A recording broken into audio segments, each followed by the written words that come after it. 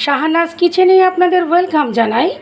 আজ আমি আপনাদের একেবারে ঝুরঝুরে চিড়ের পোলাও এই সুন্দর রেসিপিটা খুব ইজি প্রসেসে খুবই অল্প সময় করে দেখাবো।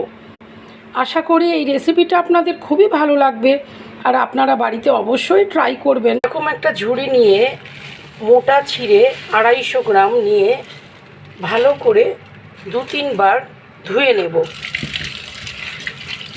পরিষ্কার করে ধুয়ে রাখা চিড়ে ফ্যানের তলায় মিনিমাম 15 থেকে 20 মিনিটের জন্য জল ঝরাতে দিয়ে দিলাম।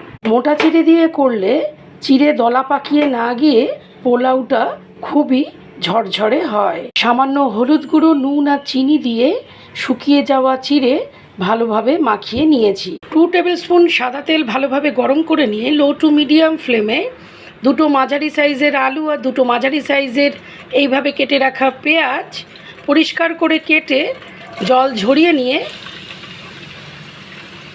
2 থেকে 2.5 মিনিট ফ্রাই করে নেব। আলু পেঁয়াজ ফ্রাই হয়ে গেছে, এবার তেল থেকে তুলে নিচ্ছি। আলু পেঁয়াজ ভাজার তেলে 2টো ডিম সামান্য নুন আর হলুদ গুঁড়ো দিয়ে ফেটিয়ে রেখেছিলাম। এবার লো টু মিডিয়াম ফ্লেমে ঝুড়ো ঝুড়ো করে ডিমটা ফ্রাই করে নিচ্ছি। ডিম ঝুড়ো করে ফ্রাই করা হয়ে গেছে, এবার তুলে নিচ্ছি।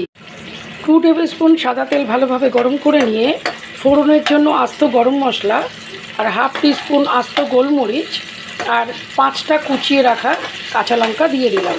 1 থেকে 1.5 মিনিট কাঁচা লঙ্কা ফোড়ন সহ ফ্রাই করে নিচ্ছি। মশলা দিয়ে মাখানো ড্রাই চিড়ে এবার ফোড়ন তেলের মধ্যে দিয়ে দিলাম।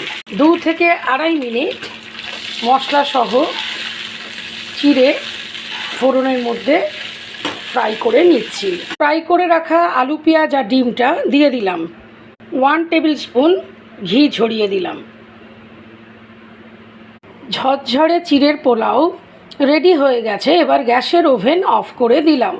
ঝুরঝুরে চিড়ের পোলাও সার্ভিং বলে ঢেলে সার্ভ করবার জন্য একেবারে রেডি করে ফেলেছি। আর এই রেসিপিটা যদি আপনাদের ভালো লেগে থাকে তাহলে আমার চ্যানেলটিকে নতুন বন্ধুরা অবশ্যই সাবস্ক্রাইব করে দেবেন আর সমস্ত বন্ধুরা লাইক, কমেন্ট, শেয়ার, সাপোর্ট করে অবশ্যই আমার পাশে থাকবেন।